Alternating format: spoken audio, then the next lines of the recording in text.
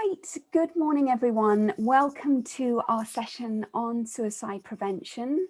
My name's Arabella Tresilian, trainer with BathMind, and with my own lived experience of mental health, including the topics that we're touching on today.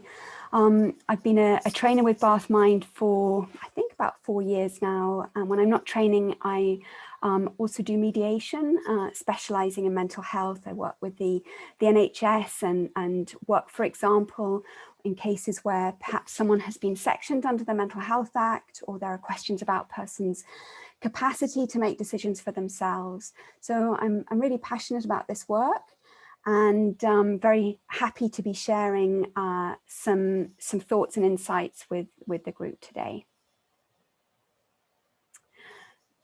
So let me make sure I'm in the right place to just change my slides now. Great. Okay, so welcome to this session, whether you're here in the group today or watching the recording later. Really important that you look after your own well-being in this session. It's, you know, just encouraged to take a break at any time if you need it, and to opt out of any exercises. Everything is optional. We really all come to this work with our own unique perspectives and background and personal experiences. So just important for everyone to be aware that, you know, we're all in different spaces, but please feel that you can let me know if this is affecting you. You can either direct message me on the Zoom for the live session or text me, that's my number there. But also Katie is on hand during this session for you to reach out to as well, either by email or in whatever ways that you would normally reach out. So this is a safe space. We really want to respect the confidentiality of the group. Nothing that is discussed will be part of today's recording. Anything we do discuss, we want to make sure stays within the room. We want to respect each other's views as well, and especially to kind of observe anonymity when talking about others, including clients. And just to be aware of each other's triggers, really, just to kind of take it gently in the conversations as we go. In general, I like to encourage that we have cameras on and mics on mute, just so that I can have a sense of how everyone's doing in the group, and we can kind of emulate that normal classroom. You won't be visible on the recording. Feel free to raise your hand for questions at any time, or drop a question in the chat box, either to everyone or to me as a direct message, and I won't read your name. All questions are welcome. There's loads of expertise in the room, so when we do stop for discussions, do make sure that you make use of that expertise. We'll have a couple of brief breaks, kind of roughly on the hour, and please come back after breaks according to timing, so we can move promptly. We're going to cover an awful lot in today's session. I'm going to share the slides with you afterwards, so don't feel you have to take notes. Let it just kind of you know, absorb what's right for you. You can always come back. I think this is a subject we're always learning about, so don't feel you have to kind of capture everything today. In this session, we will be looking at the nature of suicidal thoughts and feelings, and how to spot those signs of potential suicidal intentions in clients. We'll want to discuss how to help a client to talk about their suicidal feelings, and understand really how talking about suicidal thoughts and feelings can be beneficial. We'll look at where and when to signpost a client for self-referral to local support services, or for us to do a referral if that's appropriate to your role. And we'll look at steps to take if someone is at an immediate risk of suicide, and just very briefly on if someone has made that attempt. We'll touch on Mental Health Act assessments and what happens next. And really, and this is a theme throughout the whole session, really considering how to look after yourself and your own well-being at work. It can be very distressing to to look at these topics or to be supporting someone who is in acute or ongoing crisis. And I really want you to kind of make an intention as we start this session to think about your own personal needs for staying well, looking after your emotional and psychological needs within your role. It's that endless thing we talk about, putting on the oxygen mask on yourself first so that you are in a good place to be there for others. We've got two kind of sort of main sources for today's training. And the training, I've created this training and we've sort of been using it over some years. Those of you who've worked with me before, there will be things that are familiar, which I hope is useful revision. So the first aspect is that much of what we're looking at today is based on the Zero Suicide Alliance approach. Now, many of you will have done the online training that Zero Suicide Alliance offers. It's sort of 5 to 60 minutes. There are various versions. The link is in your slide, and I really recommend that as a kind of follow-up to this or a refresher, you go and do the Zero Suicide Alliance training.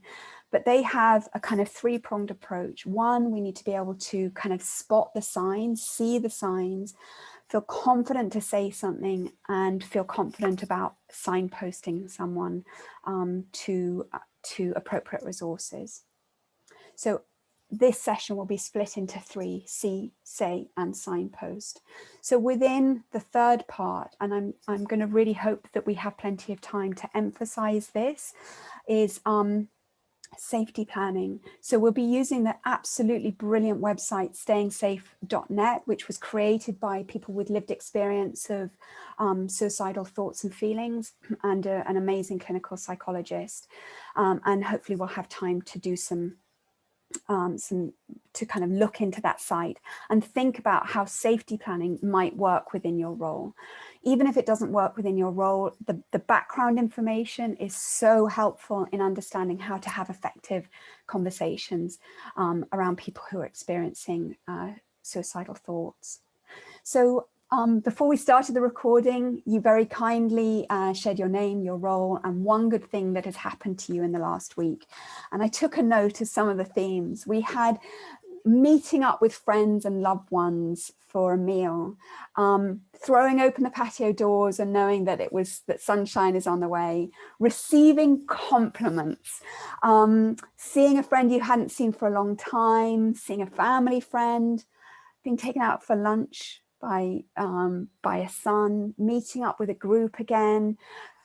I love putting up the hammock and having time just looking up at the trees and reading a book, getting back into reading books, feeling so proud and amazed and delighted at the achievements of a child and their peers at school, and being able to help a client get out of the house. Now, those one good things are our actual first bit of learning around this topic of mental health and well-being that we'll be going into today. Think about your one good thing and see which of these 5 ways to well-being it touched on.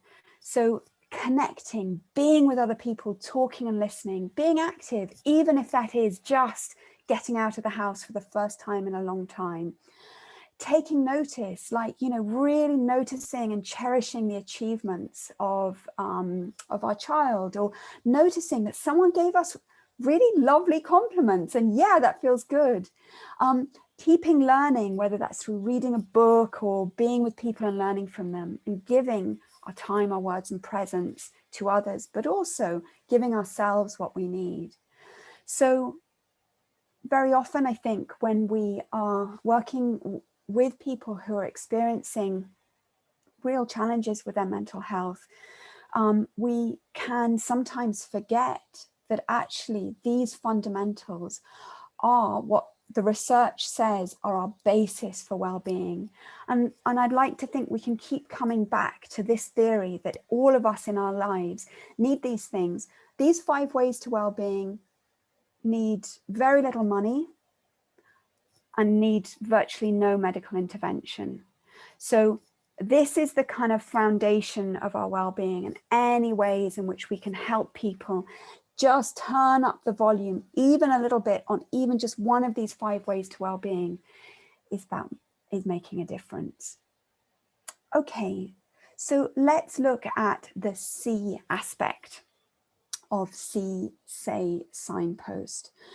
First of all, how are we identifying if someone might be in a crisis? Well, let's come back to, for many of you, and I know some of you are mental health first aiders, having worked with me, and others without having worked with me, you will be familiar with a mental health first aid, mental health continuum. And what it says is that we've got 2 axes. On the horizontal, we've got the no diagnosis up to the severe diagnosis. That's the medical approach that so many of you, that we're familiar with. And often it can become quite binary. Someone's well or they're not well. But crucially, we've got this central axis, which is kind of almost can be seen as the social approach. And that is to do with our mental well-being and fitness. We are all at any time either spiraling up or slightly spiraling down that central axis. So think for yourself, we just talked about a one good thing. That's when you shifted up that central axis. But maybe you could very gently consider for yourself a time in the last week or 2 where you're aware you slightly went down that axis. So mental health applies to all of us, doesn't it? There is no health without mental health. And actually maintaining mental well-being and fitness takes, for many of us, if not most of us, some focus, some habits, some routines and rituals, and some experimentation. So remember, with these quadrants that we're given, we've got in the top right-hand quadrant of the continuum, quadrant 1, a person with no mental illness or disorder and positive mental health, thriving, flourishing. It's where we all want to be. Then we've got quadrant 2, a person with no diagnosed mental illness or disorder, but who has poor mental health. They're stressed or burnt out or experiencing a lot of worry, languishing, not thriving. And that's really often a place where it would be so helpful for someone to have some support, to think about how they can get up that central axis. Many of you will be working with people in quadrant 3, a person with a diagnosis of a serious mental illness and who has poor mental health. But I also want to point out that we can be in quadrant 3 without a diagnosis. Some 65 to 70% of people with diagnosable mental health conditions will never access treatment and or a diagnosis. But for many of you, people will have a clear awareness to have access to your service that things are not well. So this is really where there's so much that we can do to support ourselves and each other. But it's also where things can really become quite reach a crisis level. So we'll be thinking about how to support someone in a crisis within that quadrant. And all the time we will be remembering that quadrant 4 exists, a person with a diagnosis of a serious mental health, a serious mental illness, but who copes well and who has positive mental health. So what we say in mental health first aid is that recovery means different things to different people. For some people, recovery will mean being back in quadrant 1, but for many people who've experienced particularly quadrant 3, it may well be that being in quadrant 4 counts for us as recovery, and that is managing our symptoms, understanding and managing our symptoms, having some understanding and acceptance of our makeup and our condition, having a great support network, having access to things that give us a sense of meaning, mission and purpose, maybe medication that works well without significant side effects. So I think it's important for us to bear quadrant 4 in mind for people who are experiencing suicidal ideation. You know, that recovery journey it's not a destination, it really is a journey, and having it in our minds that anyone can move up that central axis from wherever they are is key. Now, in terms of some statistics around suicide, suicide is more common than many of us realize.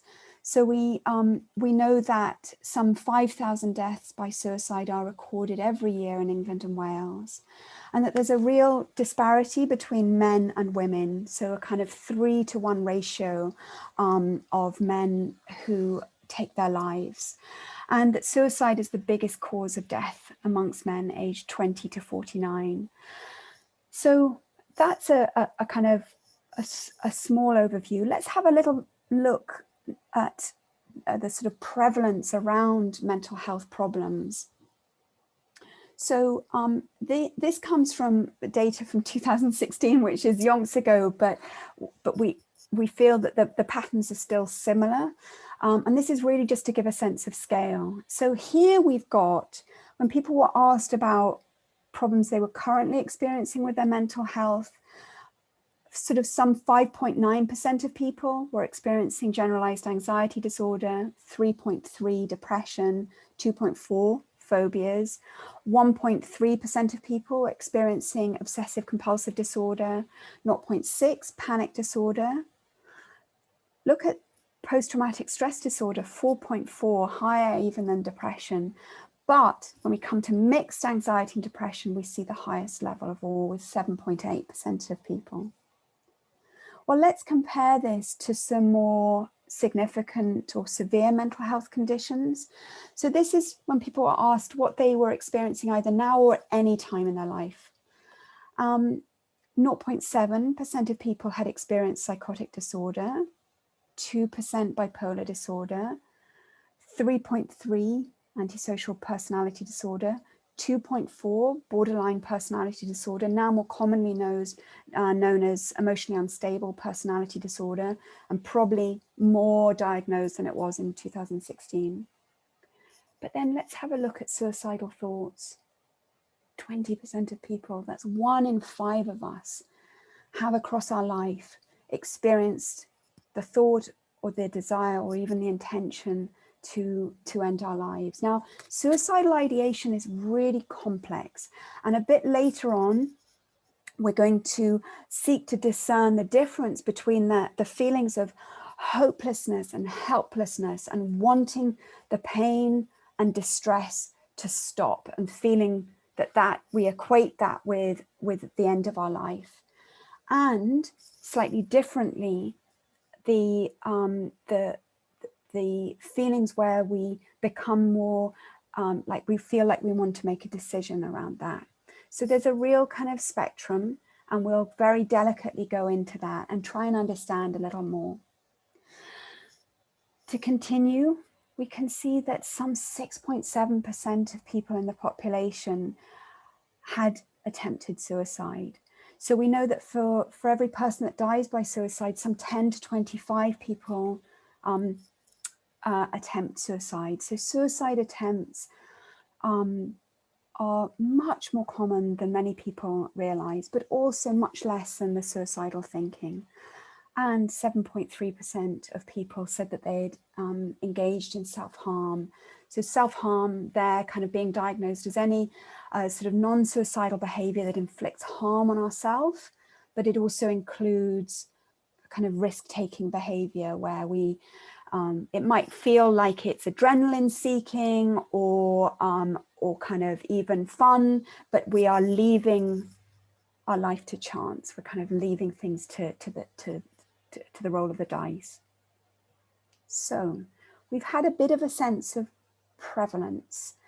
Let's ask ourselves now, and shortly we'll go into a couple of breakout groups, just briefly really, to do a bit of brainstorming.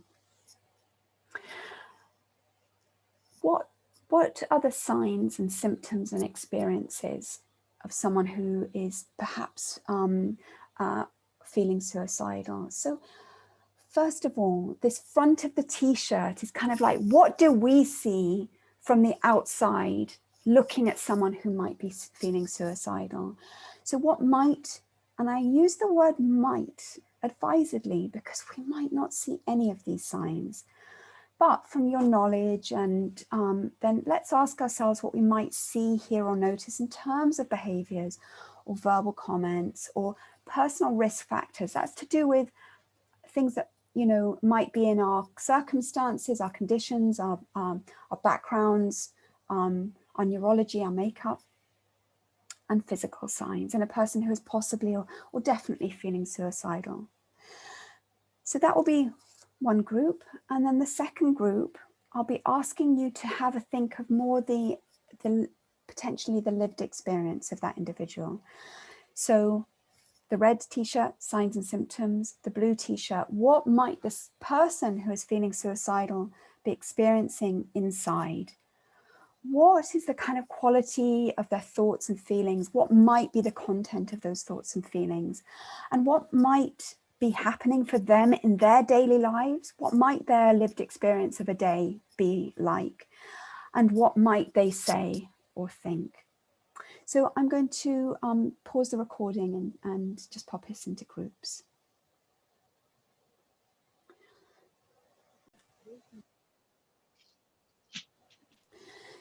So thank you so much to everyone here who's been sharing their feedback on those two questions. And I hope those of you watching will take the opportunity to pause and do the exercise yourself.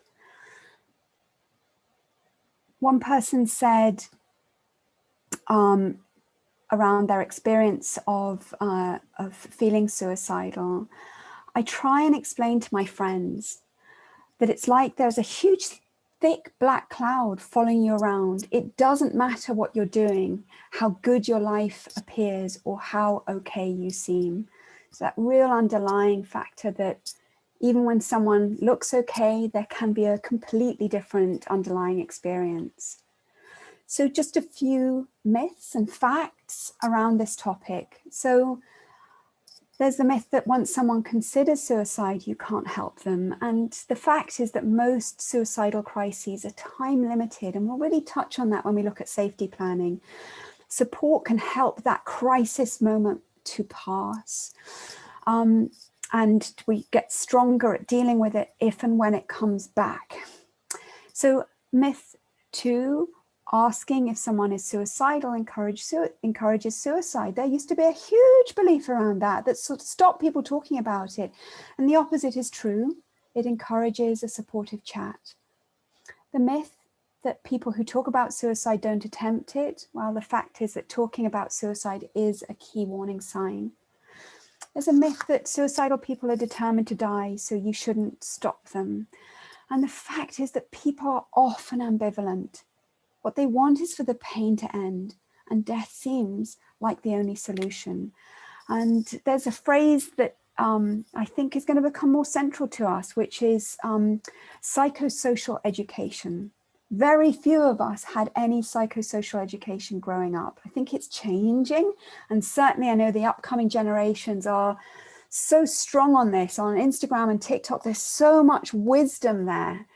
But it takes us time once we've felt suicidal to learn how to manage those feelings, how to manage our mind, how to gradually make that change.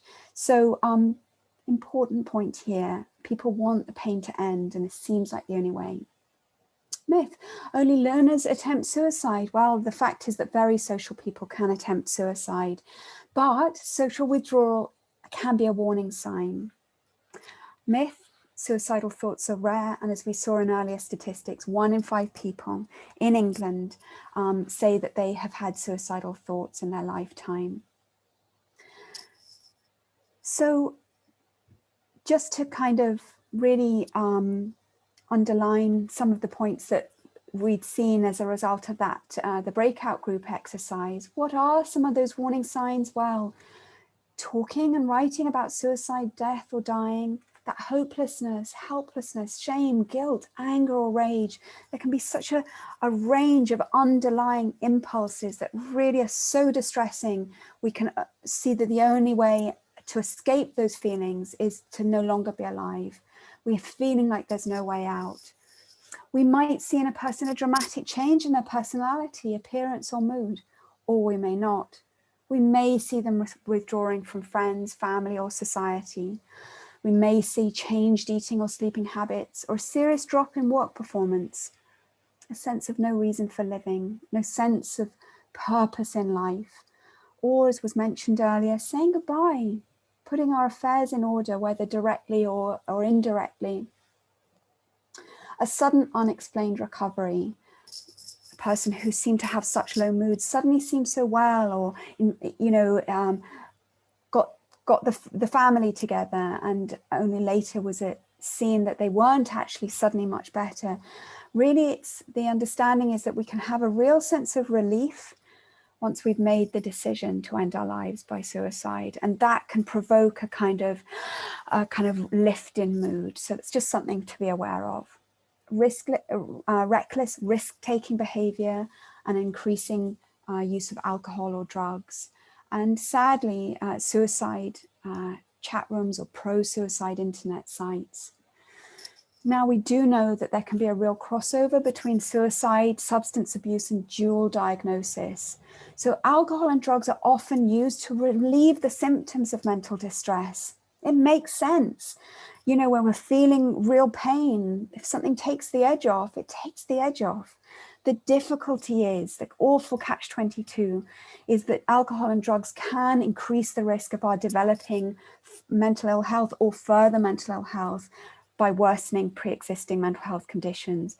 And alas, they're strongly related to suicide risk for the reason that alcohol and drugs tend to increase impulsivity and reduce our natural kind of non-risk-taking behavior.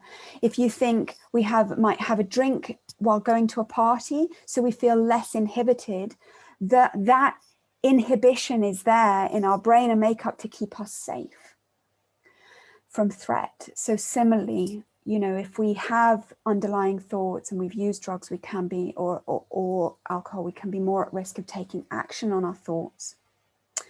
Dual diagnosis, a term that's used less now, is a term used for a person with combined mental health issues and problems with substance misuse. People with dual diagnosis are a highly vulnerable group who often fail to receive appropriate care or social support. And this really comes down to the fact that for many years, really, our general policy across this country was that people needed to become clean and sober before they could access mental health support. Now, if we look at the fact that people can develop addictions through self-medicating mental health conditions, you can see that's an almost impossible catch-22 to ask people to handle their addictions before they get help and support for their mental health needs underlying. Things are changing. There's more of an understanding that these things need to be supported together, both the addiction and the mental health issues. So I think we will take a pause there. I will stop recording for a sec. So welcome back, everyone. Hope you've had a good bit of a break. In this next section, we're going to be moving into that aspect of, you know, what do we say? How do we have these conversations? So just to kind of finish off really on that, what are we looking out for? What is the C aspect of CSAY signpost? Well, one thing to bear in mind is that there are certain risk factors for suicidal thoughts and behavior. So I'm going to ask Katie to give your thumbs up if you can see my slide okay. Yeah, great. Okay. So we mentioned earlier that although there's the myth that someone might attempt once, that they won't again, well, actually they might, particularly if they don't have help to address some of those underlying issues. Other risk factors include a history of mental health conditions. Although people can attempt and complete suicide without having a mental health condition, certain instances would be, experience of, huge remorse, guilt, or shame, like a prison sentence, a conviction, a gambling problem, which you could say that that's maybe a link to addiction, but largely there will be something underlying around our mental health. So history of addictions as well, relationship problems that can be conflict with anyone really. Relationships are really difficult, a really difficult thing to navigate. Legal or disciplinary problems, access to harmful means such as medication or weapons. A recent death or suicide of a family member or close friend is also something that can trigger suicidal feelings in a person. Ongoing exposure to, for example, bullying behavior or traumatic behavior, and also physical illness or disability. Now, those are some of the risk factors, but also, as with any statistics, some of them may not apply. So there are also protective factors.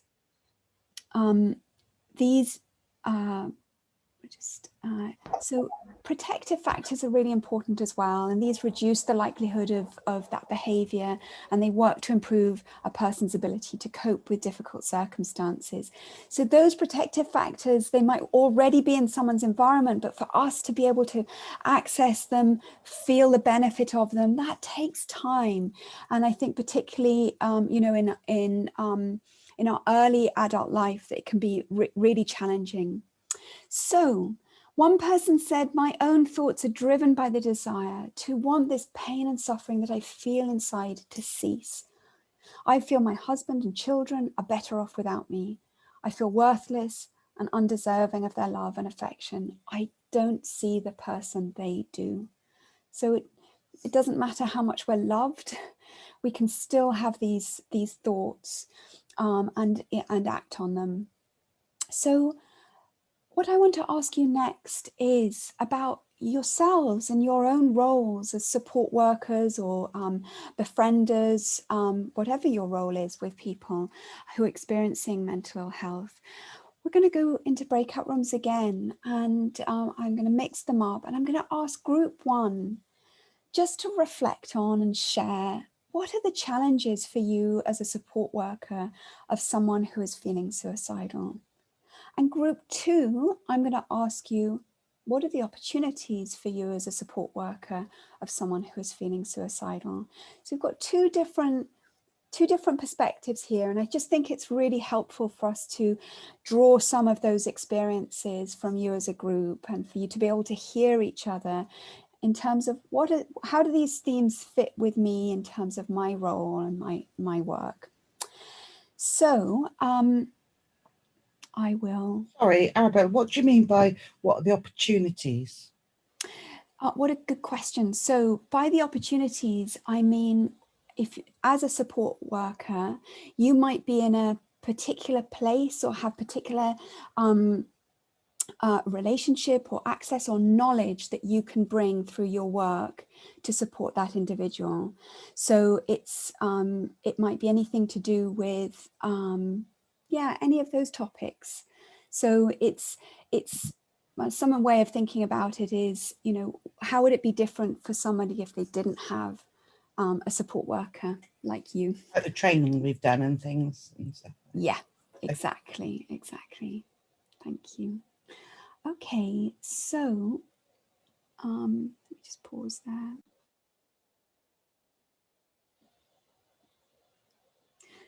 So thanks to everyone here in the live session for those brilliant thoughts on challenges and opportunities. Some important themes really around feeling confident to have the conversations and to be able to signpost and to know what to do if someone doesn't feel ready to engage in our signposting.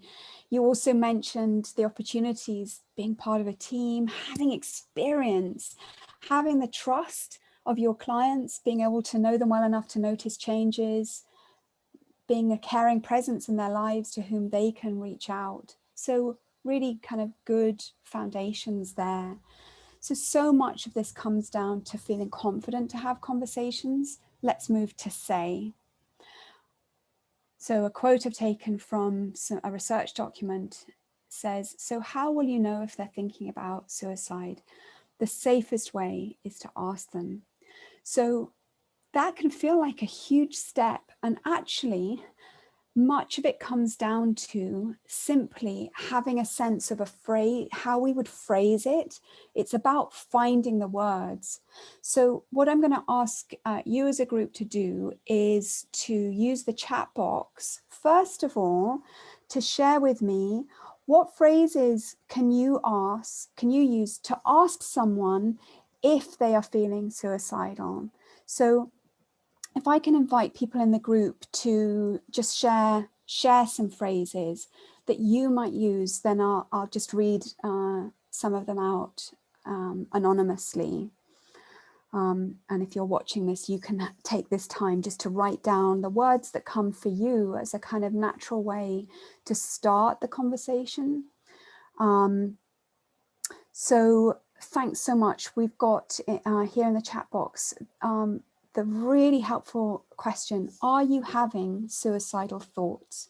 So are you having suicidal thoughts? Which gives recognition to the fact that the suicidal, sort of feelings really start, they're centered around thoughts, and that those thoughts are very common. So that's a great open question. Any more that people would like to put into the chat box here? Give you a second just to share. And sometimes people, what we've got there is the first one mentions the word suicide, which is so helpful, because if we are feeling suicidal and we're aware that that is what is happening, to mention the word suicide to someone else can feel enormous. But if they mention it to us, in terms of addressing that, as it were, elephant in the room, it's much easier if someone else does it. And there are other ways to be kind of more indirect. So we've got here another really helpful one. Do you feel as if you're going to harm yourself? Do you feel as if you're going to harm yourself? So harming ourselves can be about self-harm, which can often be about relieving feelings of distress, but equally it can mean harming ourselves more definitively, and it allows people to respond in whatever way they want. And even it can be harming ourselves not towards our body. It's a really nice open question. Courtney mentions, have you got a plan? So that's really an important part of establishing, maybe that would be with that green speech bubble, what phrases can you use if someone does tell you that they are feeling suicidal? And this is really crucial. And in a second, we'll come to that note, that asking around, have you got a plan? So another really great phrase there to have in our toolkit. Another phrase given here is, how can I help? Wonderful response. Yes, how can I help? And another great one here is, do you feel you can cope at the moment? Do you feel you can cope at the moment? Lovely, open way. Someone can say yes, or they can say no, I cannot cope, and then give you a degree. So a degree of their kind of feeling. Let's just, if I can ask people in the group now to, if you've got any other phrases that you can use if someone tells you that they're feeling suicidal. If they do say, yeah, actually I am having suicidal thoughts, or I am thinking of harming myself. How do we keep that conversation going? So we had that really important one, have you got a plan? And we'll investigate that shortly. And then we've got, is there anyone you can talk to? Now this is wonderful, because it's helping someone understand that talking is going to be an important next step, but also for them to for the person to start to think about what their support network might be. And if they haven't got one, for them to be able to share it with you as a support worker. Another great one I've got here on the screen is, how long have you been feeling like this? How long have you been feeling like this? That gives a sense of the kind of scope and scale. And if someone has been feeling those thoughts for a long time, that doesn't necessarily mean that they're not going to act on them. And there's something to be aware of around acuity. Acuity is the shortness of time. If something's just come on, that's a time of particular vulnerability for someone. A lovely phrase here, I'm listening. I'm listening. That's just an invitation for them to say more. Wonderful. And what's made you feel like this? Lovely. What's made you feel like this? Allow someone to say what it is that they've got on their plate, in their heart, on their mind. If they're aware of it, if they can access it, they might also say, I don't know. Either way, really helpful information. So we've got some really helpful phrases, and one of the things you might want to just do is kind of keep thinking about those phrases. What works in terms of your language and feels natural, and also what might meet the needs of the person. So we want to be flexible and have a wide range of phrases that we almost, you know, kind of practice in our mind saying, so that when we do feel we need to ask them, we're comfortable with that wording. So the Samaritans have a lovely kind of acronym of shush listening tips. So the shush is in, it's okay for us just to listen, for us to be quiet and listen. So how do we listen really well? Number one, just show that we care. So it's absolutely fine to say, I'm so sorry to hear you feel like this. You know, sometimes I think, particularly in the, you know, medical profession, there's a kind of sense that we mustn't, you know, we must deal with this very professionally. And I think that genuine, real showing of our empathy is a great starting place. Have patience. It can take a person a long time to articulate themselves. Maybe they've never spoken about this suicidal thinking before, or maybe their mind is so full, or there's brain fog, or they're in a fight or flight state. When we're in a fight or flight state of kind of like adrenaline and so on, it's really hard for us to access our prefrontal cortex, which is where we do our talking and our communicating. So if you can just give a sense that there's no rush, it's okay, the words will come, that's helpful. Number three, use open questions. So a police negotiator once told me there are 3 ways of asking open questions, 3 phrases. Tell me, explain, and describe. Tell me, explain, and describe. And I really like the notion of seeking permission to proceed with questioning. So we never want to be demanding. But if we take those 3 openers, we might say, would you feel comfortable to describe to me a little bit more about those feelings? Or would you be willing to tell me a bit more about how you're feeling? So find your ways to ask those open questions. They're really invitations for someone to say more. And as we've got in the chat box here, remember to empathize with them. Use that body language that is open, and use things like what, how, where, when, why, and who. Thank you for sharing those. Say it back is number 4. When we have said something really difficult to another person, if that other person can reflect back what they've heard, it can be very grounding for us. And number 5 is to have courage. And really, I think that's about knowing that you have everything you need. Sometimes I think we think, oh, we have to problem solve it, or, oh my goodness, this person needs to be with the right person to have that conversation. If they've opened up to you, you are the right person. Right there, right then.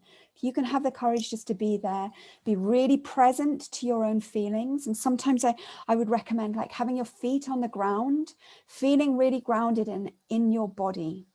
The more that we can feel kind of like aware of our body, the more we can literally be present to the other person, access some deep, gentle breathing so that we can move into the calm parasympathetic state. And that affects the person we're talking to. They can, over time, co-regulate with our calmer state. There's another lovely concept from the Samaritans, which is that of the tumble dryer. So the Samaritans say, at Samaritans, we never judge you, we listen. Someone once said that having issues or problems to deal with is like a tumble dryer spinning around and around. By talking with us, or by talking with you as a support worker, we help stop the tumble dryer from spinning.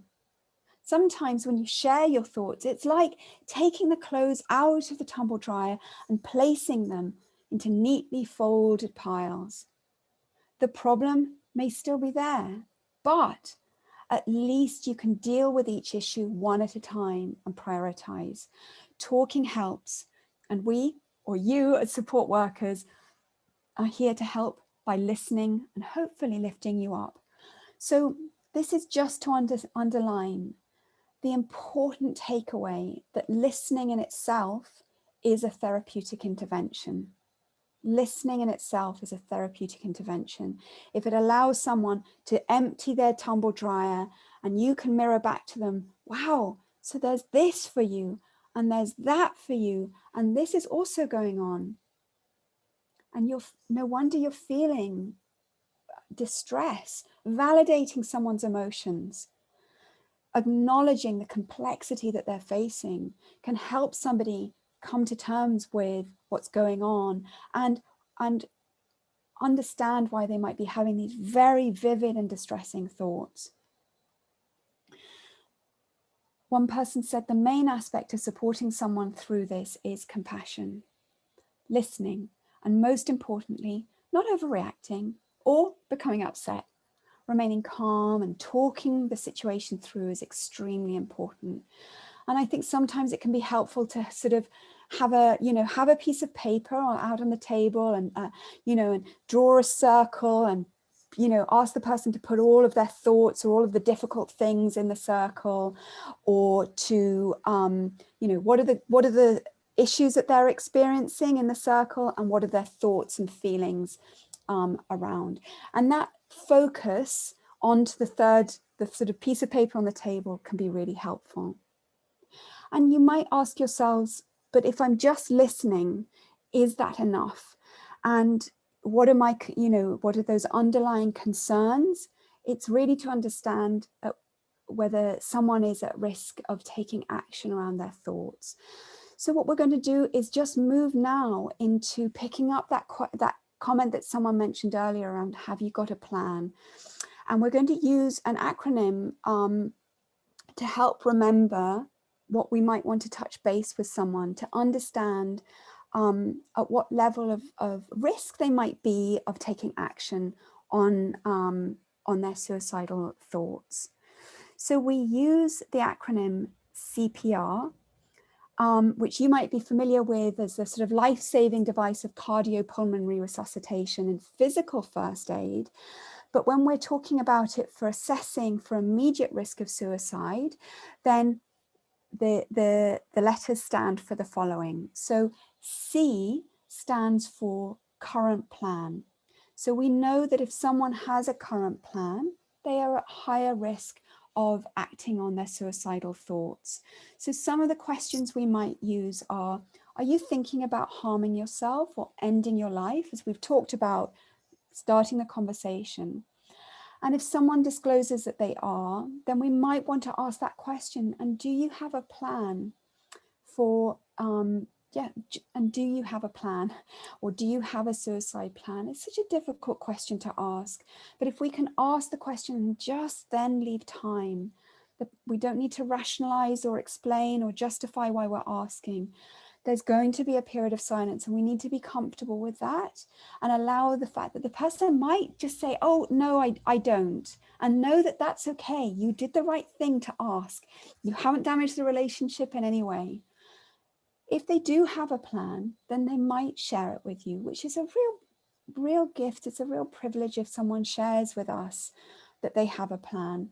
And then we might be wanting to ask a little bit more. Do you know when you would do it? Or have you made arrangements for afterwards? So again, we said one of those risk factors is if someone has made arrangements for afterwards, that's an indicator that they are at higher risk of taking action. And we might want to ask, if it's appropriate, have you been using drugs or alcohol? Because if they have and they're feeling very suicidal, then that might increase their impulsivity. P stands for prior behavior. So by prior behavior, we're looking at it from two aspects. The first one is to discover whether someone has attempted suicide before, or self-harmed, or engaged in risk-taking behavior. Because if they have, and they've got a current plan or they've got resources, that's a sign that they might be at higher risk. But the other side of P, for prior, is about what has helped previously. What has helped you get through a crisis in the past? And this is part of this psychosocial education that we all need to do, really, is to use crisis moments as a trigger to tap into our experiences, if we have some, of getting through and out of the other side. R stands for resources, and this is asking whether someone has the means or the resources to carry out their plan.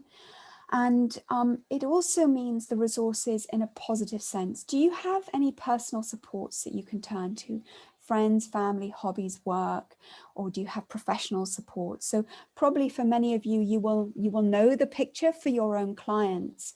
And this isn't about reminding somebody of all the great things they've got in their life in any way. It is about helping people tap into their knowledge that they've got support, that they can access.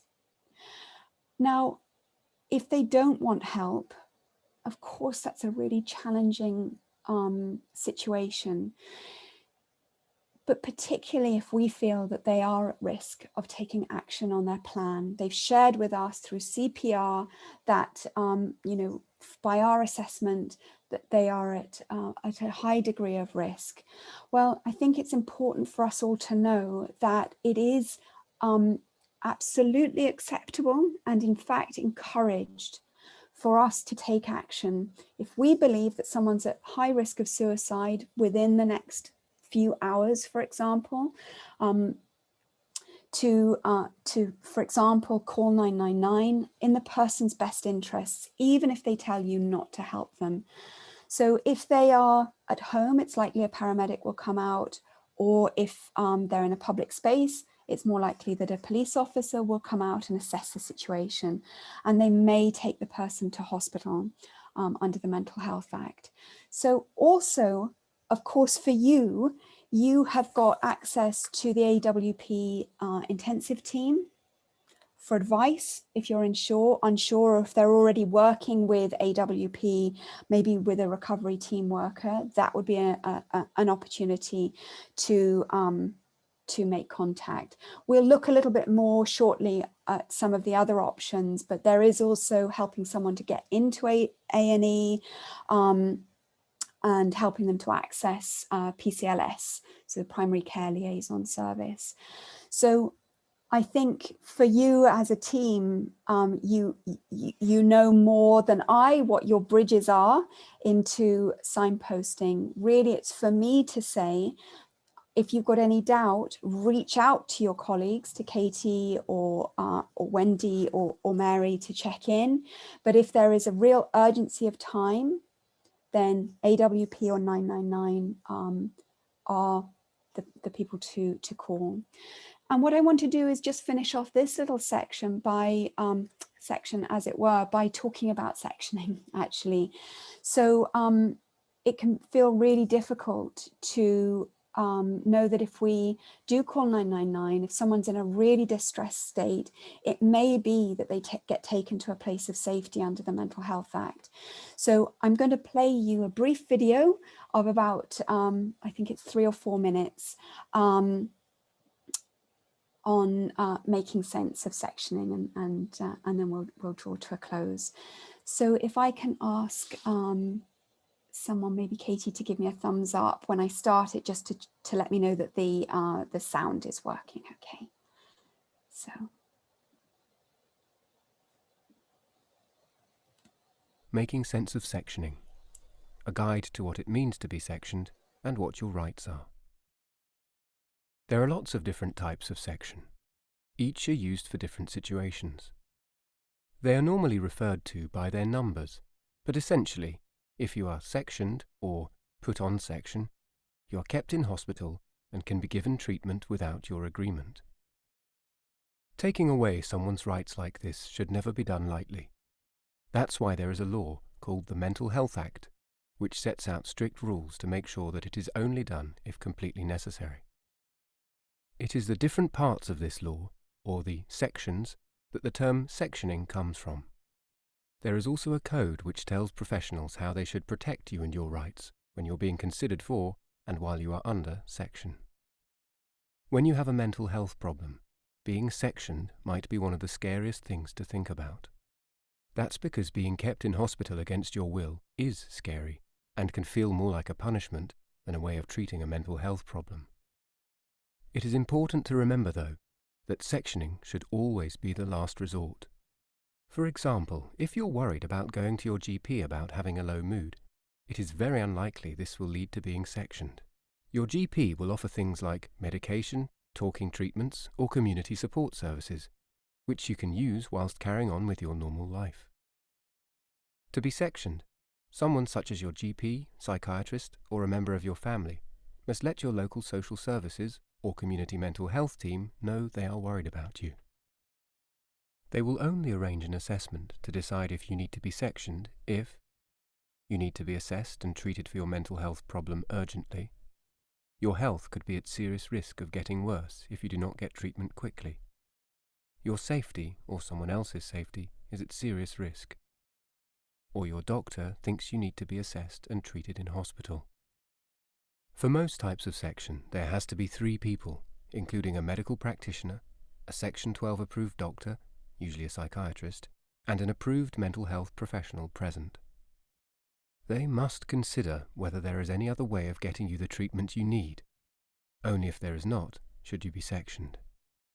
During this assessment, you have a right to ask questions and express your views. Or if this is something you find difficult, you can also ask for a friend, a family member, or a professional advocate to help you, although this might not always be possible. If the assessors decide that you need to be sectioned, then they need to make sure that the hospital is suitable and that there is a hospital bed available for you.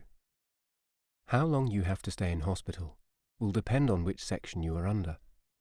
You're entitled to written information on this once you are on the ward.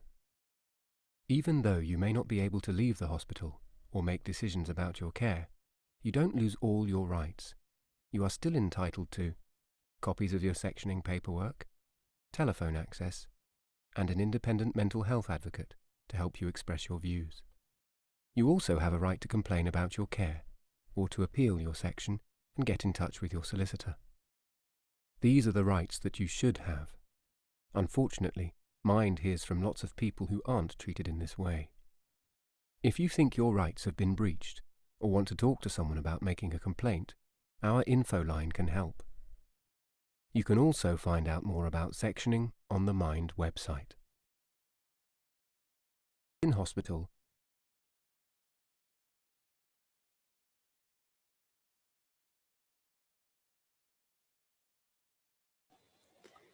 So I'm going to just pause the recording there.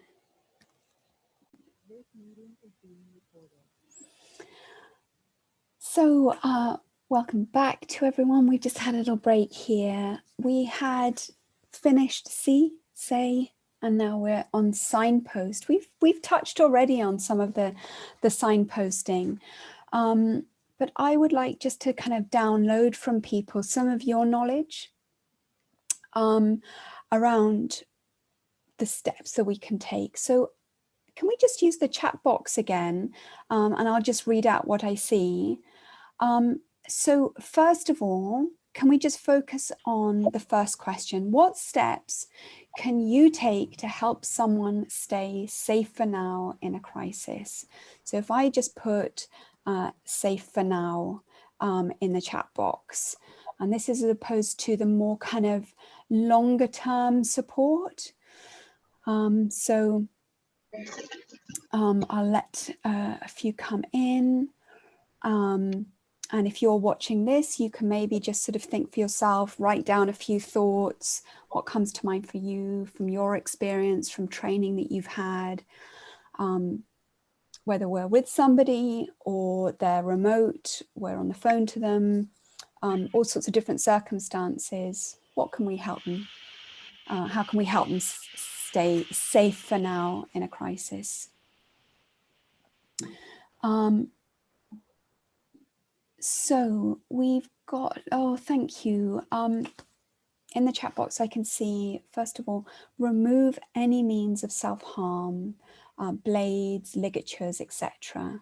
And that, I think, can be a helpful process with someone to ask that they would give them to us. That's a kind of big act of agency, but equally we might need to, depending on our relationship with the person, just remove things.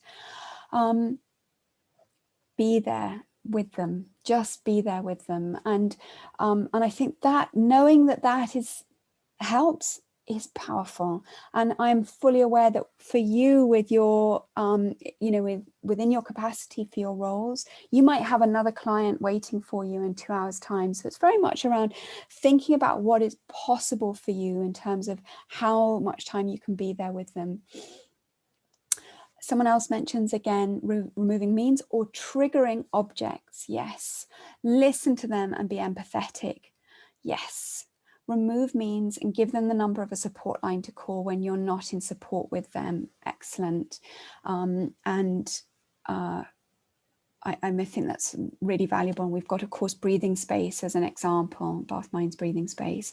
Provide support lines and helplines. Yes. Call emergency services if needed. Yes. Encourage that communication with friends and family and making sure they know that you're not going to leave them until you know they're safe. Yes. Thank you so much. So one of the things that we can do if we know that we have to go is, we mentioned giving people a number, but we can sit with somebody or stay on the line with somebody if that's possible, but while they make a phone call. For example, for an emergency appointment with their GP, and you might need to coach them on what to say. I know I've had reports of people saying, my client phoned and said that they were having mental health difficulties and got an appointment for 3 weeks' time. So you need to maybe coach your client, if phoning the GP, to say that they are concerned that they might be a danger to themselves or that they're experiencing suicidal crisis.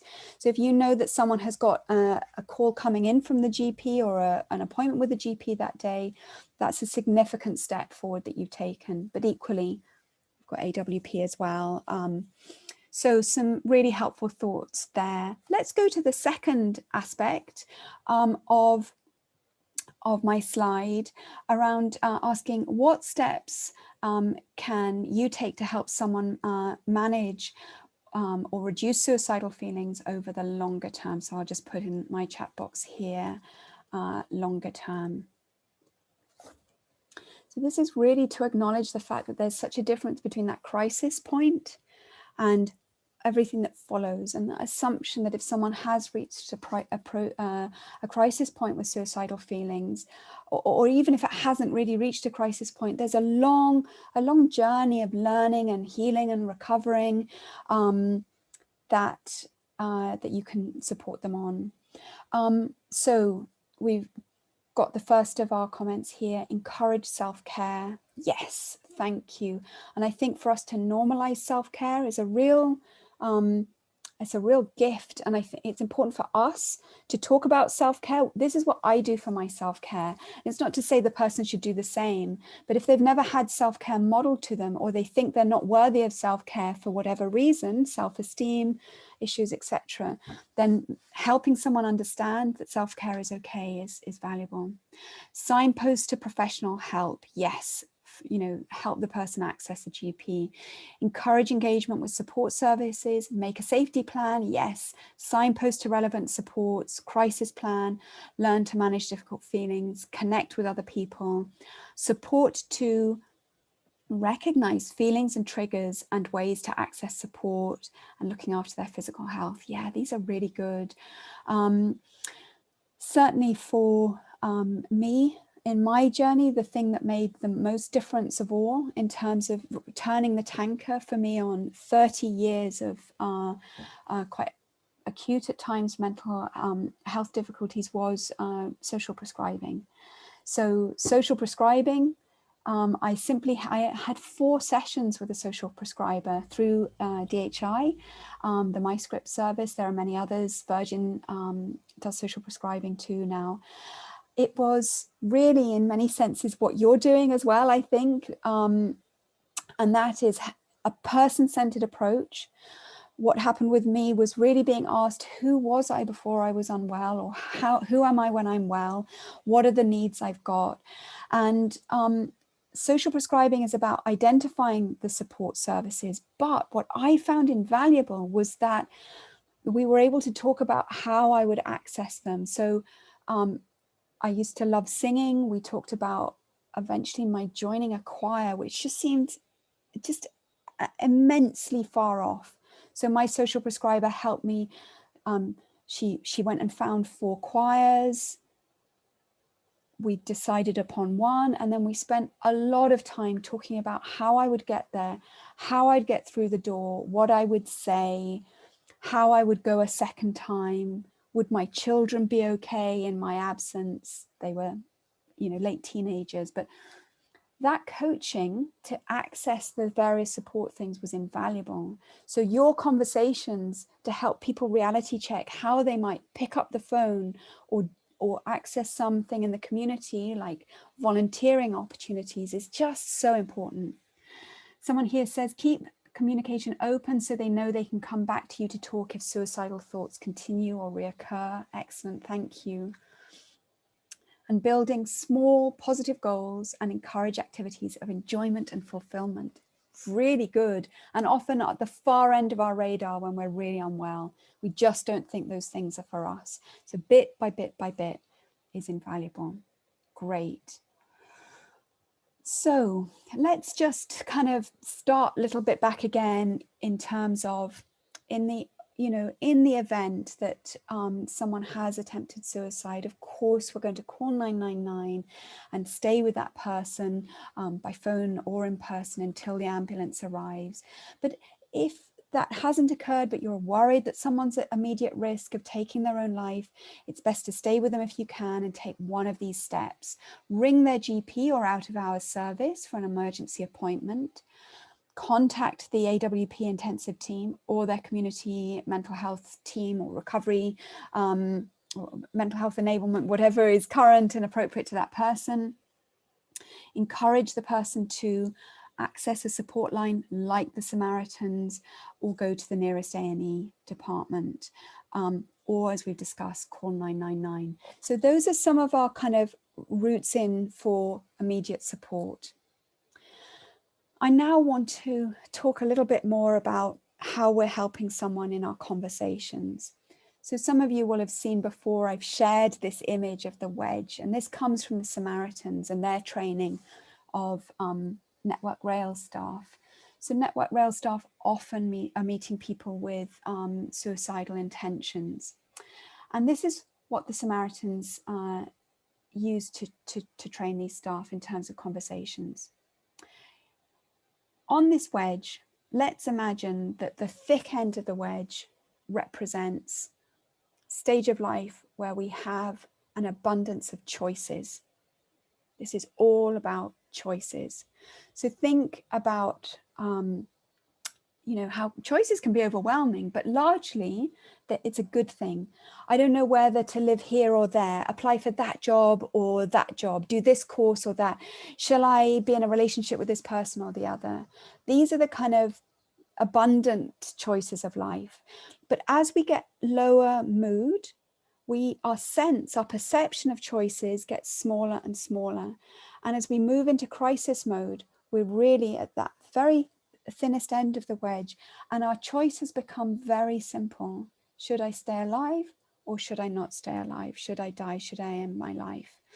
And what the Samaritans say is, if you meet somebody who is right there at that end of the wedge, we don't want to be reminding them about all of the great opportunities in their life, nor do we want to be overwhelming them with options.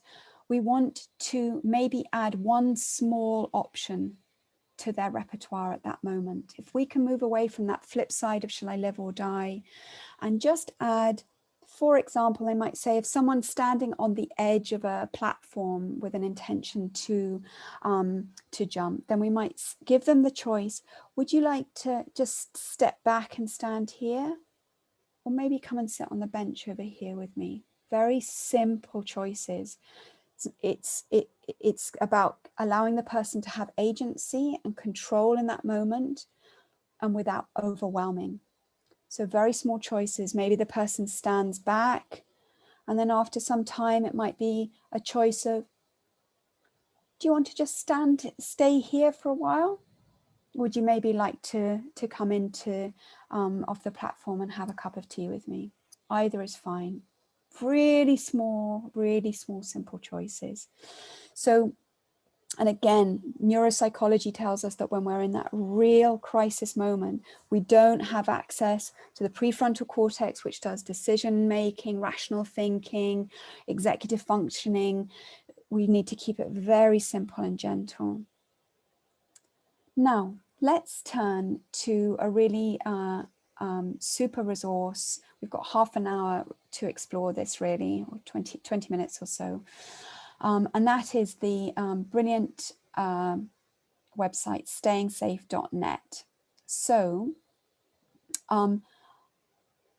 I'm just going to take you to, I'll put the link in the chat box, and those of you looking at this later will get the link in the slides, but you can see it there, stayingsafe.net.home.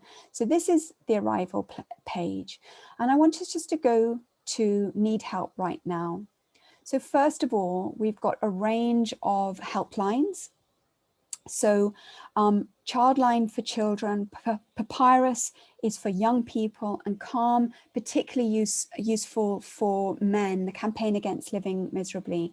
So, you know, there are various options out there that are kind of suited to people's individual needs and spaces. There's a different breathing space there, but I want just to share this video from the clinical psychiatrist that's the founder of this site. And this is for someone who's in a crisis at that moment. So maybe if I can ask Katie to give me the thumbs up once I started, and to check the sound is okay. What I might just do is just reshare, check it's ticked. Yeah. Okay. If you're really struggling and worry that everything is just too much, or if you're starting to lose your fight to keep going, or if you feel like you're a burden, please keep watching this. The fact you are watching this is a really positive first step. We want you to know that feelings can and do change. We want you to know that you can get through, and you can find solutions, and solutions to your situation that don't involve suicide. We really want you to know that you can overcome your suicidal thoughts and feelings. Perhaps try just focusing on getting through a few minutes at a time, and if you're really struggling, just a few seconds at a time. Perhaps just try getting through right now and the next few moments. If it feels impossible for you to lift your mood, and if you're in a very dark place, then perhaps think what could distract you from how bad you're feeling right now. Please try to hold on to hope, and believe me and those of us who made this resource that things can and do get better. They can look different. They can look maybe not quite so bad. They can maybe start to look brighter. Please can you just focus on getting through the next few moments, and keep watching these films where we share ways with you to help you deal with how you are feeling right now.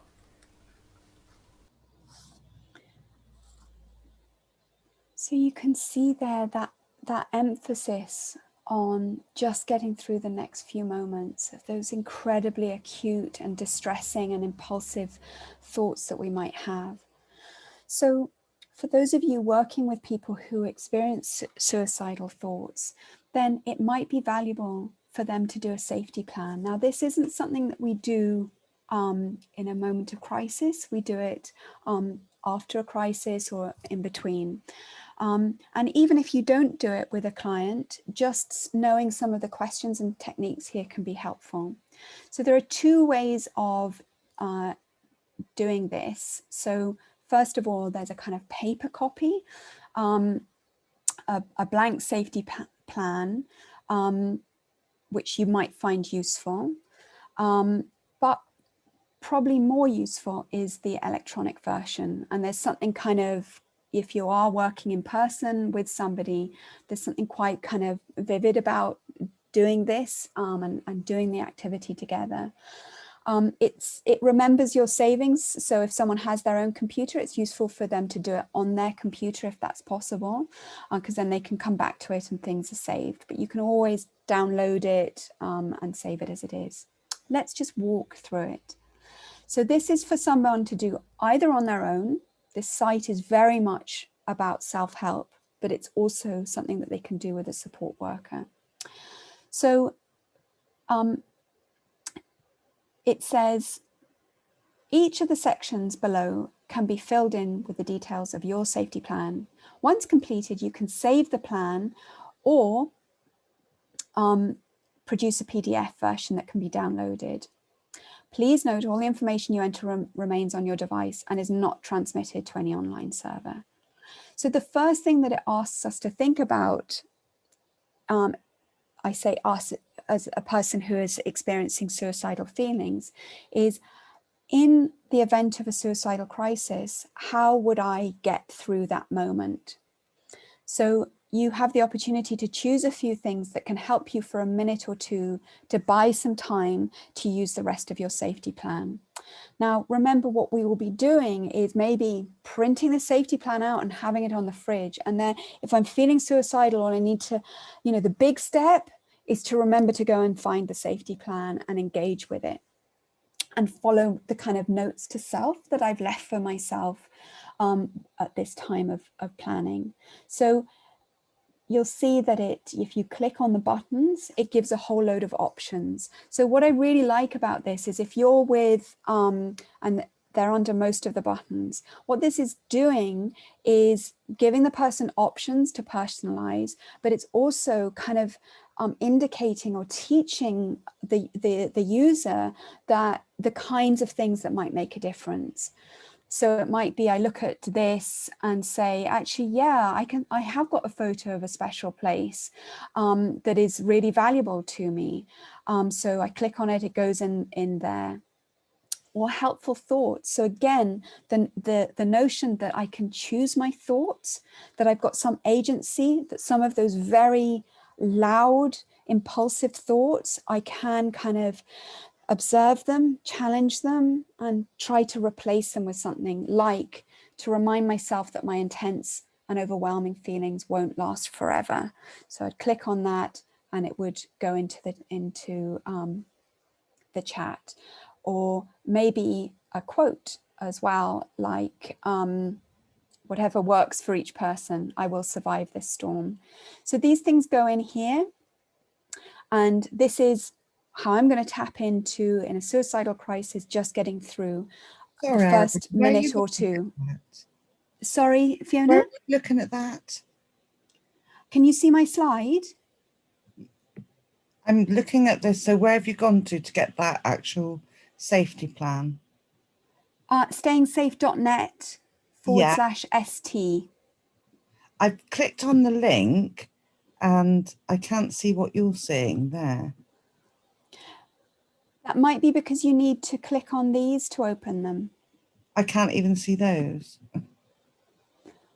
Ah, So how did you actually get to that to begin with? I'll walk us through it from home, the home bit. Okay. Which it's now not clicking on. So if I just go back. So up at the top, you have safety plan. And if I click on that, it gives me two options: download a safety plan template or make a safety plan electronically. Oh, okay. So you've done the safety plan electronically? Yeah. Yeah. This one is just this piece of paper here. Okay. Yeah. So it's kind of, it's helpful, but this is the one that I think is really kind of powerfully educational for you as support workers to kind of think about the questions that you might ask and the kind of the suggestions that are available, but really I think for someone to do themselves, because it's got so many ideas. So is that's okay now? Great. So secondly, it asks us to think about making our situation safer. So when we're not in a crisis mode, what can we do in our environment to make us less likely to act on our suicidal thinking when it next arises? So you can either add your activity here, and a reminder of how long to try this activity. And you know, these are such powerful notes to self.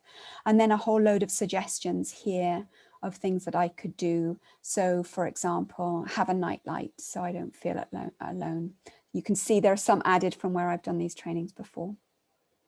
Next, we can think about things to lift or calm your mood. So you can either use add activity to put your own idea in, or it's got all sorts of different ideas here. So let's go to calming activities there. And it might be something like just play a musical instrument, you know, get someone who, you know, used to play the guitar, get the guitar out and have it there, almost with a yellow post-it note on it to say, don't forget, I am here if needed in a crisis. Next, it asks us to consider things that distract us. So this is really valuable kind of, you know, this is some of the work of cognitive behavioral therapy, isn't it? Which notes that we can have very intrusive thoughts that impact our behaviors. So much of this is about navigating those thoughts. We don't want to crush them, suppress them, but we might be able to distract ourselves. Our minds are meaning makers, they're focusers.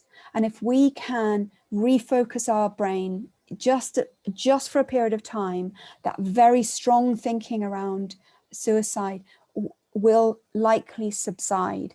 So things to distract us, again, it's to put in whatever that person finds that might be distracting for them. Next, people to support you. So this is names of people to message or get in touch with just for a chat, not necessarily to tell them about your feelings and any details. Write their contact numbers. So that person you can call up and just say, hi, how are you? Again, it's about distraction. It's about knowing I'm connected and safe, but also you can be guiding the person that we've got different people to talk to. This person we might just chat with and not tell them how we're feeling. But this person on the next list is who you can talk to if you are distressed or thinking about self-harm or suicide. And that might be some of these lines here. No, breathing space there is the Scottish kind of version, but people might add Bath Minds breathing space or their AWP worker or you, if appropriate. And further, we've got other kind of emergency professional support. So yeah, maybe this is more your mental health team and GP. So then you can save it and download it as a PDF. And I think these are ongoing documents because what we want to do is keep discovering what works best, you know, and experimenting. I think when we get into the habit of experimenting and tracking and documenting what works, what doesn't for us, for me, that's made a big difference over the last many years. That open-mindedness, I'll try it. If it doesn't work, that's good. I know it didn't work and I'll try something different. But it takes bandwidth, doesn't it, to try something new? But you as support workers, just by encouraging small steps, are doing a huge amount, particularly if you take a kind of like real interesting and curiosity in, did that not work? Okay, that's really interesting. Let's either kind of discover why, or great, we can strike that off the list and try something else. Now, this website has a really good video in which they model having the discussion of making a safety plan. So I'll literally just play you. And that would include I'll play you a couple of seconds of just how the doctor here, who is, you know, as it were, you as a support worker, might frame this conversation, and then you can watch it at your leisure if you'd like. Anything that you can use to either calm yourself or, you know, activities. Some people use exercise. Some people use something that involves thinking. Sometimes people might want to do breathing exercises or meditation, read a book, read a magazine, you know, anything like that, listening to music. I think, yeah, something like listening to music, something distracting, because I know my head is in such a mess when I'm in, you know, dark, difficult places. So I think for me, music, I've got a whole playlist actually, a kind of an uplifting playlist. I've got a lot of different playlists, and I used to, when I was in the past, when I was in bad places, I would have a kind of self-destructive playlist, but now I've got rid of that, and actually I've got a positive playlist, all the music that kind of makes me lifts my spirits essentially, and kind of restores my faith. So I think having that playlist there on hand, that's really kind of helpful for me. That's brilliant. And you see, we can all do that. We can all do that. Yeah, brilliant. And then the next thing to include is people to contact. And there are two types of people. So there are some people who you won't necessarily want to say exactly how you're feeling, and maybe you just contact them to ask them how they are, to talk about anything that's in the news, something you've seen on telly, sport, and you don't say how you're feeling, but it's that human connection. And that can sometimes just take you out of your situation. Yeah, no, I've done that before with certain people in my life, where just hearing their voice can sometimes be enough to kind of pull me out of where I am. Hearing their voice, hearing about their day, kind of, it takes me away from what's going on with me, and it really helps. But then sometimes there's times when I'm in a place where I just cannot bear to speak to them actually, not because of them, but because of just the headspace I'm at. So I think having a range of people to contact, you know, that's important, because you just never know what kind of headspace you're going to be in, and I think having a broad range could be really helpful. Yeah, and I think it's really important, because sometimes it's hard to confide in someone you know, and sometimes it's easier to speak to a volunteer, or to speak to you know, a specialist charity or a suicide prevention charity online, because you may not feel ready to talk. No. You know, sometimes it's hard to find the words to say how you're feeling. Exactly, yeah. So I'll pause it there, and I'll put the link into the chat box again, but you know where to find it on the site. So and thanks also for the message in the chat box, some useful crisis line messenger numbers for those clients who find phone calls difficult. Mix Crisis Messenger, and Young Minds Messenger, great. And I've heard good things about Shout as well as a text service. So yeah, I think it's important for us to recognize that phone lines don't work for everyone, and actually text can be a lot more accessible. So maybe I'd invite you just to pop in the chat box whether you think that, how you think you might use this website, in what circumstances, or what do you like about it? What bits stand out for you? I'll just let you do that to kind of reflect on how you might use the site in the future. And while you're doing that, I'll just go back to the slides, and we've just got to we've done these. And just I want to kind of, again, sort of touch base. We've got AWP, we've got the intensive team, you've got numbers online, other lines that we've already looked at on stayingsafe.net. And just a reminder that we've got, you know, we've got some really amazing services within Bath and North East Somerset. I've accessed many of these. We've got the Community Wellbeing Hub as well, amazing resource for sort of triaging people to access all kinds of help. And just as we draw to a close here, I want to remind us of the kind of what we're dealing with when we're dealing with our minds. Paul Gilbert is a psychologist who suggests that we have 3 emotional regulation systems, and they can get really out of sync. So first of all, we have our drive system that motivates us towards resources. It makes us want to get up in the morning. It's the bit that feels excited and gets rewarded from doing well. You know, when you have a good day at work, it's really kind of working with your drive system. Then we have the threat system, which is really important. It's about keeping us safe. Better safe than sorry is its motto. It gives us adrenaline and cortisol to get us into fight or flight. And it leaves us with feelings of anxiety, anger, and disgust. And thirdly, we have our soothing system, which is about managing distress, promoting bonding, accessing those natural opiates and oxytocin that makes us feel contented, safe, protected, cared for, and trustful. And what's difficult is that for whatever reason, when we're experiencing poor mental health, our threat system become very exaggerated.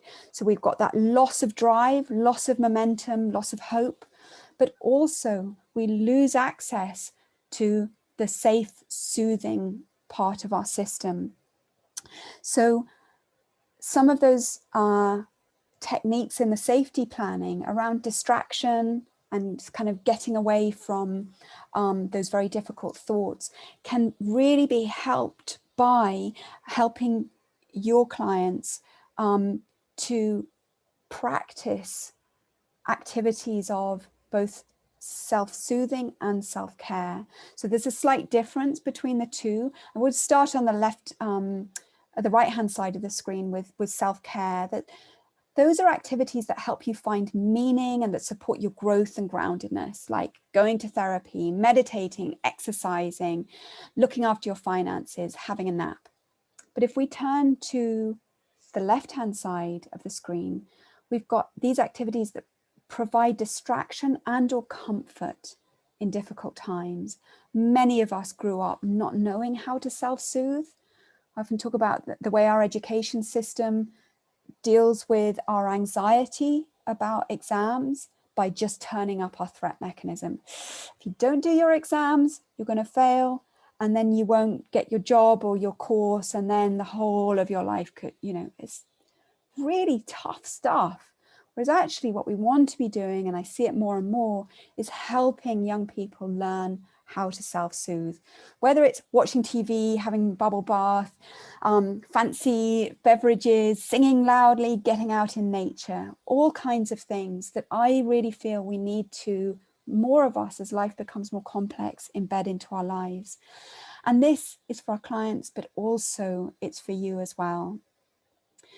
We know that if people in a caring profession get burnt out and are experiencing the kind of trauma of seeing other people in distress, we can develop compassion fatigue, and that can really take its toll on us. It's where we kind of, you know, we really run out of beans in terms of our well-being, and actually sort of full compassion fatigue is can be akin to post-traumatic stress disorder. So it's really serious. So what I always like to remind us is that, you know, avoiding burnout by self-caring, getting enough sleep and rest, and downloading if we've had a kind of traumatic experience ourselves, particularly secondary trauma, is really important.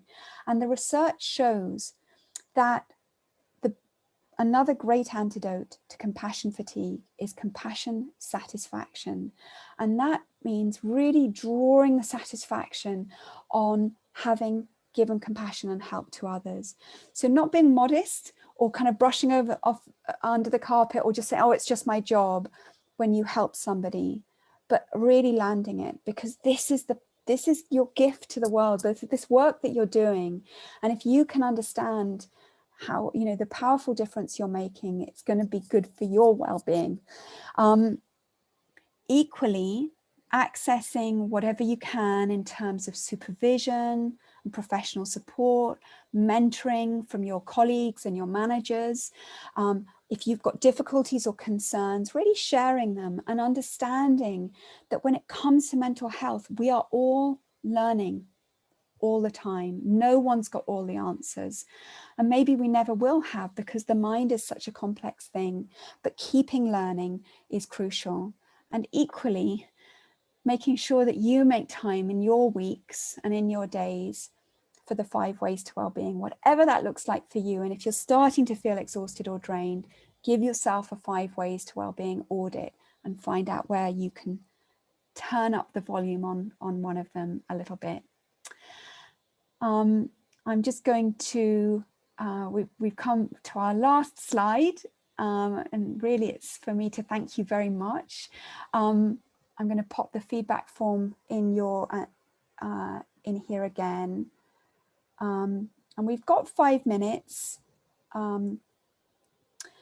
I want to have a quick look at your thoughts on the safety plan. So someone says, I love the safety plan. It's a great source of information and advice. Quick and easy place to direct people in crisis. Yes. At the Wellbeing House, we use a safety plan for our guests with suicidal ideation and self-harm.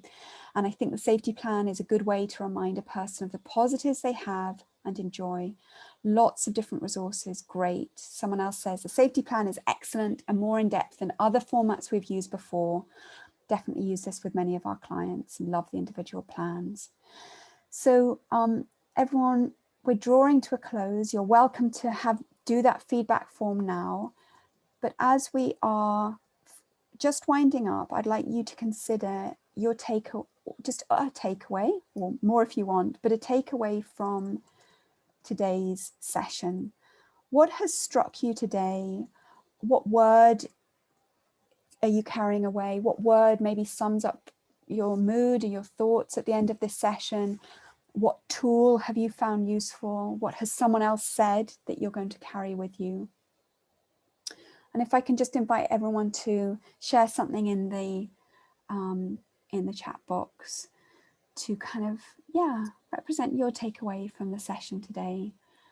And then we'll turn off the recording in a second.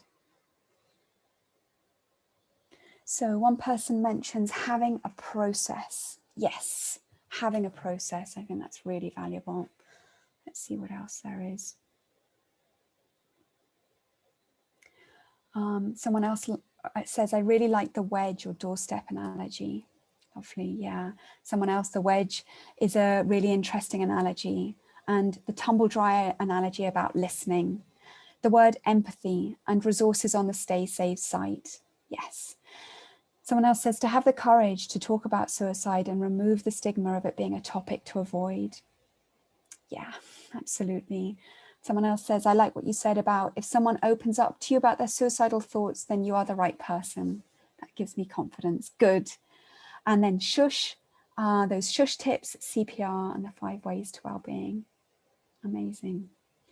Thanks so much, everyone. Let's pause the recording there.